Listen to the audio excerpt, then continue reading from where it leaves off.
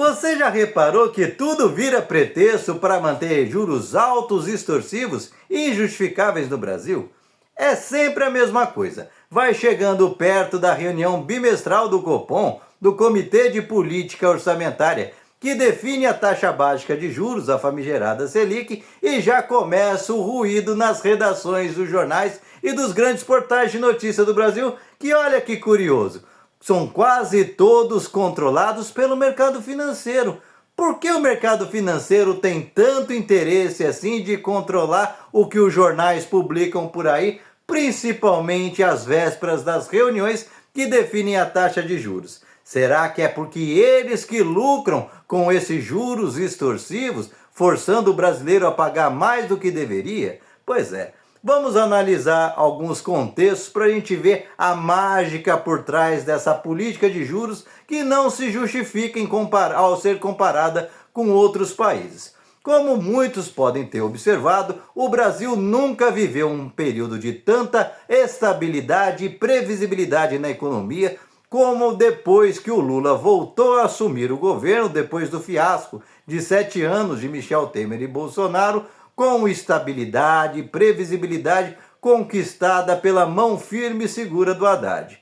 Nós estamos com a inflação dentro da meta já há um bom tempo, nós estamos com índices de crescimento que geram oportunidades para todos, o governo agindo como motor da economia, como estimulador, nós estamos com o dólar em baixa, as contas públicas controladas, diferente do que essa gente vende toda hora nas suas manchetes. Olha, a dívida pública está explodindo. Conversa, mentira. Até porque a nossa dívida é diferente da dívida dos Estados Unidos, do Japão, que é para contrair e pagar contas básicas. Não, a gente já está fechando no 0 a 0 no final do ano. Ou seja, aquilo que a gente arrecada, a gente cobre as nossas despesas. Nós não estamos tendo margem para maiores investimentos. Por quê? Porque os juros dessa gente está comendo tudo sem justificativa. Porque se a gente comparar o Brasil com qualquer outro país da OCDE, os grandes, afinal somos grandes, não podemos nos comparar aos pequenos, nós veremos que a nossa economia é a mais estável de todas e a menos dependente de recursos externos. Nós não precisamos, como os Estados Unidos, de toda hora pegar dinheiro no mercado para fechar as contas, porque senão ele não fecha. Nós não precisamos, como o Japão, que está devendo quase 3 vezes o PIB. Mas por que então esses países podem ter taxas de juros mais baixas e aqui querem fazer exigências astronômicas?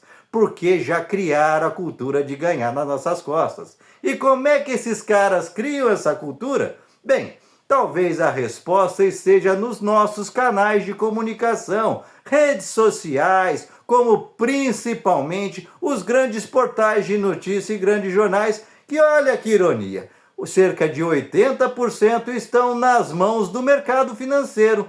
E por que o mercado financeiro tem tanto interesse em dominar, em ser proprietária de empresas que no papel dão prejuízo? É mais ou menos o esquema do Vorcaro distribuindo dinheiro para senadores como Flávio, como Ciro Nogueira, como Davi Alcolumbre, distribuindo dinheiro para governadores que de repente virou o generoso Papai Noel da nação, mas só para pessoas que estão nas posições adequadas. A mesma coisa parece acontecer na comunicação, ou seja, ao controlar os jornais, mesmo que no papel eles deem prejuízo, eles estão conseguindo fazer a cabeça de um país inteiro, mesmo dos formadores de opinião, que como por exemplo, eu estou pegando aqui uma notícia do Infomoney, que está ali trazendo que, olha, a paz do Irã, dos Estados Unidos, talvez permita que a gente não suba os juros. E por que a gente deveria subir os juros se a nossa inflação está controlada e que de todos os países, depois dessa crise que o Trump arrumou com o Irã, o Brasil foi um dos menos afetados e um dos que está mais crescendo? Pois é, não tem lógica econômica nenhuma. Na economia real, ao contrário, era para os juros estarem lá no chão. Mas é por isso que eles mantêm essa máquina azeitada o tempo todo. Dá prejuízo no papel manter jornais, manter portais? Eles não se pagam com os anunciantes? Claro que não. mas o principal que eles oferecem é uma visão de mundo, aquela visão de mundo onde a gente não pode viver sem juros altos. Que absurdo, o Brasil vai quebrar se a gente não continuar mantendo juros. A mesma visão que fica vendendo na cabeça do trabalhador que, nossa, o Brasil está quebrando, olha, tem que cortar a aposentadoria, não pode dar mais aumento do salário mínimo. E sabe por que essa gente do mercado financeiro não quer que aumente a sua renda? Porque o jogo deles de manter você preso na corrente das dívidas está justamente nisso, em fazer você ganhar menos do que você precisa para chegar até o final do mês. Afinal, se o seu salário não dá para garantir os 30 dias do mês, sempre tem um banco para oferecer um cartão de crédito para você chegar até lá e assim ir virando uma grande bola de neve e você ter que ficar amarrado garantindo juros para quem não quer trabalhar. Entendeu como é que funciona esse mecanismo? Portanto, se entre aspas parece que dá prejuízo manter as redações dos jornais, e realmente dá. Se você olhar a folha de pagamento deles, está sempre fechando no vermelho. Você fala, por que então tem sempre um banqueiro querendo comprar uma rede social? O Elon Musk comprou até o Twitter, por quê? Para dar prejuízo? Porque fecha no vermelho. Mas não, para fazer a cabeça e influenciar aos modos das pessoas, como elas enxergam o mundo. E se elas criam um ambiente de pessimismo, mesmo num país que está prosperando, talvez você não saiba, porque esses jornais não fizem que, na mão do mercado financeiro, não fazem a menor questão de deixar claro que o Brasil está entre as duas grandes nações, só atrás da China, que mais cresceram no começo desse ano 2026. Todas as demais ou não cresceram nada ou até estão ali crescendo a passos medíocres, como os Estados Unidos, que cresceu 3 vezes menos que o Brasil desde o começo de 2026. Mas você vê eles falando isso? Claro que não, não falam. Se comparar com a Europa, então é um desastre. A Europa está à beira da recessão. Aliás, soltaram até notícia recentemente que a Alemanha bravamente está o Estado investindo pesado para o país não entrar em recessão.